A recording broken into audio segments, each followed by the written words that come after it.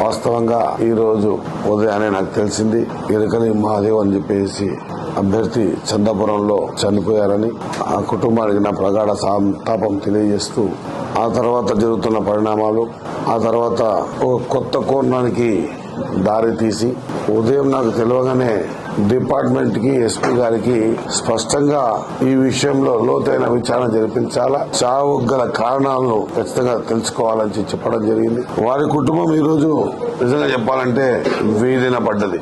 Reservation ప్రక్రియలో భాగంగా ST reserved అయినటువంటి 6వ స్థానం ఆ మొత్తం అంతా కుటుంబ సభ్యులంతా ఒకటే కుటుంబం చెందిన వాళ్ళు, మరి వారంతా వివిధ పార్టీలకు నిలబడడం. ఆ నిలబడిన సందర్భంలో రాజకీయ పరంగా చందాపురం గ్రామం కూడా ఇది అందరికీ తెలిసిన విషయమే. ఏనాడు దౌర్జన్యాలకు పాల్పడని గ్రామం అది. మరి ఆ గ్రామంలో మొదటగా గ్రామంలో పెద్ద మనుషులు దౌర్జన్యం చేశారు, బెదిరించారని, ఆ తర్వాత కాంగ్రెస్ పార్టీ ముఖ్య నాయకులు బెదిరించారని చందాపురంలో, ఆఖరిగా మంత్రి గారి బెదిరింపుల వల్లనే ఆయన చనిపోయాడని వారి మాటలు వివిధ గ్రూపులలో చూస్తున్న సందర్భం.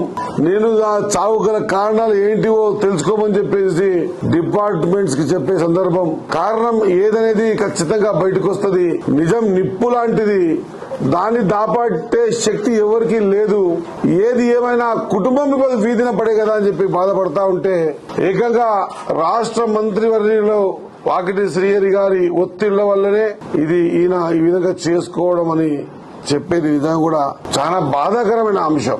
నేను ఎస్పీ గారికి చెప్పా, 100% ఈ విషయాన్ని లోతుగా ఎంక్వైరీ చేసి నిజాలను చందాపూర్ గ్రామ ప్రజలకే కాదు ఈ రాష్ట్ర ప్రజలకు కూడా తెలిసే విధంగా చెయ్యాలని, తద్వారా ఎటబడితే అట మాట్లాడతాం, ఎవరినైనా బదలాం చేస్తామనేటువంటి ఏ కోణం తీసుకున్నారో ఇది సరైంది కాదని ఎవరు కూడా చెప్పలే. ఎస్ఐ గారిని సిఐ గారిని పోయి సంతకాలు తీసుకోమని, ముందు ఎందుకు జరిగింది ఎట్లా జరిగింది తెలుసుకోవాల్సిన అవసరం ఉంది. తెలుసుకున్న తర్వాత నిజం తెలిసిన తర్వాత ఖచ్చితంగా ఎంతటి వాడైనా తుదకు మీరంటున్నట్టు రాష్ట్ర మంత్రి వాకిటి శ్రీహరి ద్వారానే జరిగింది అంటున్నారు కదా.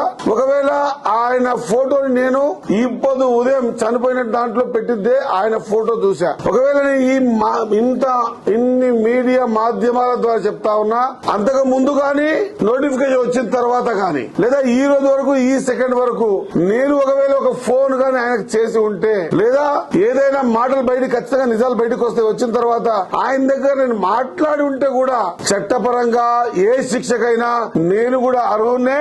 నేనేమి రాజ్యాంగానికి అతీతుని కాదు, చట్టాలకు అతీతుని.